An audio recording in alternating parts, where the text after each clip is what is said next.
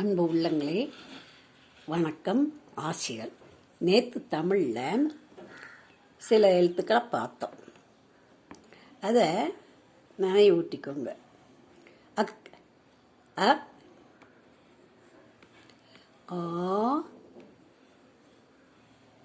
ஈ,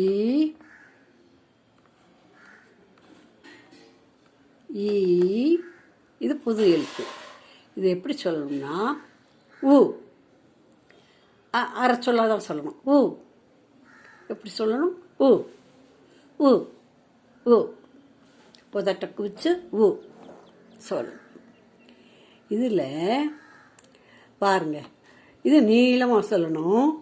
நீளமாக சொல்கிறதுக்கு அடையாளமாக மேலே ஒரு ல மாதிரி போட்டிருக்காங்க பாருங்க. இதுக்கு ஆன்னு இழுத்து விட்டுருக்காங்க. இதுக்கு ஈங்கிறதுக்கு 2 புள்ளி வச்சுருக்காங்க. ஈன்னு சொல்கிறதுக்காக, இது ஆன்னு சொல்கிறதுக்காக கீழே கொஞ்சம் சுழிச்சு விட்ருக்காங்க. இது ஈன்னு இழுத்து சொல்கிறதுக்காக, நீட்டு சொல்கிறதுக்காக 2 புள்ளி வச்சுருக்காங்க. இதில் ஊ சுருக்கமாக சொல்லணும், ஊ நீளமாக சொல்லணும் இல்லையா? இப்போது இதை அக்கு, அ, ஆ, இ, ஈ, உ, ஊ பழகிட்டிங்களா?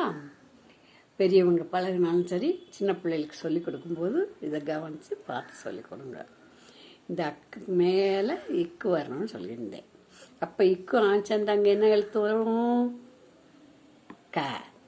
இக்கு ஆவும் சேர்ந்தா என்ன எழுத்து வரும்? தொணக்கால் போடணுங்க. நீளமாக சொல்கிற வார்த்தைக்கு வரணும். இது இப்போ காய் அப்படின்னு வந்தால் காங்கிறது தொணக்கால் வரணும். க ஈ மட்டும் கைன்னு ஆயிரும். ஆனால் காய் அப்படிங்கும்போது கா. காகம் அப்படின்னு போடுறதுக்கு பாருங்க, முதல்ல காவுக்கு துணை எழுத்து போடணும். என்னென்ன சத்தம் வருதுன்னு அதில் யோசிக்கணும். கா, க, இம். காகம்னு வந்தால் அப்போ என்ன செய்யணும்? காவுக்கு முதல் காவுக்கு துணை எழுத்து போடணும். நீட்டி சொல்கிறோம் அப்படின்னு நினச்சி பார்க்கணும். கா நினச்சி பார்த்து அதை எழுதணும். கா, க, இம், காகம்னு. இப்போ இது கா, காக்கான்னு சொல்கிறோம் வைங்க. கா, அப்புறம் இக்கு, அப்புறம் திருப்பி கான்னு நீட்டுறோம். காக்கா புரிஞ்சுக்கிட்டுமா? அதுக்கப்புறம் இந்த இக்கு ஈன்னு சேர்ந்தா என்ன எழுத்து வரும்? கீ. அந்த வாழை இதில் எழுத்துருக்குன்னு நினச்சிக்கிறோம். இக்கும் ஈன்னு சேர்ந்தா கீ. அதே மாதிரி இக்கு ஊ சேர்ந்தா கு கு கு கு கு. இக்கு ஊ சேர்ந்தா அப்படி சொல்லணும், கு. இக்கு ஊ சேர்ந்தா அப்படி சொல்லணும், கு கு கு. அதே மாதிரி இது ஊன்னு நீட்டி சொல்கிறோம்.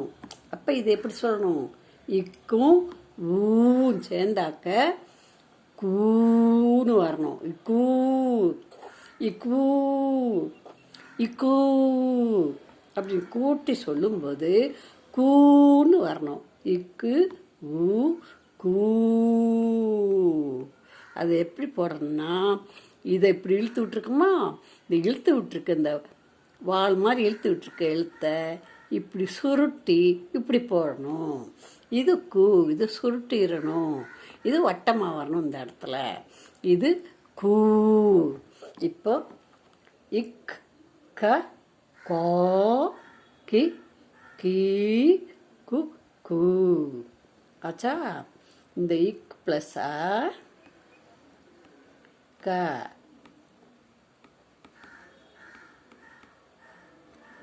இக் ப்ளஸ் ஆ,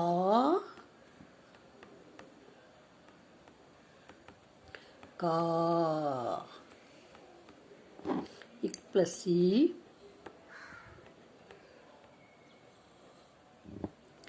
கீ. இக் ப்ளஸ் இ,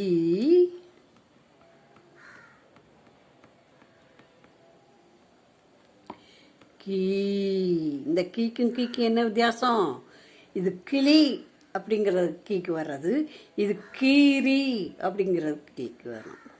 கிளி கீ கிளி கிளி கீ கி ரீ கீரினா கீ வரணும். இக்கு ப்ளஸ்ஸு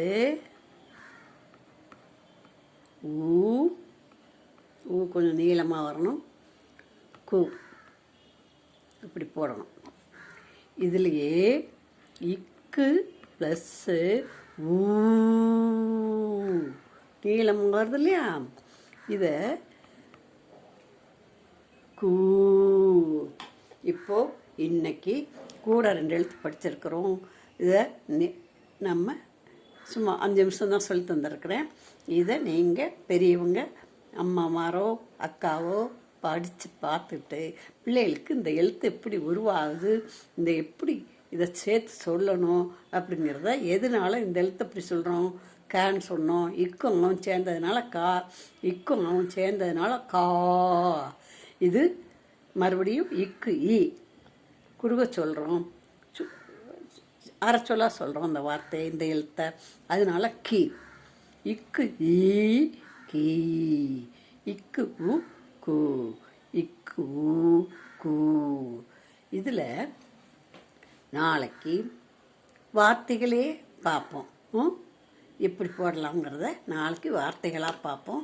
இன்னைக்கு இந்த எழுத்துக்களை திருப்பி திருப்பி நீங்கள் பார்த்து அந்த மொபைலை பார்த்து படிச்சுக்கோங்க. நேற்று சொல்லி கொடுத்துருக்கேன், இன்றைக்கி சொல்லி கொடுத்துருக்குறேன். இதை 2ஐயும் சேர்த்து படிச்சுக்கிட்டிங்கன்னு சொன்னால் நாளைக்கு அதில் வார்த்தைகள் எப்படி அமைக்கலாம் அப்படிங்கிறதையும் சொல்லித்தாரேன். நன்றி, வணக்கம்.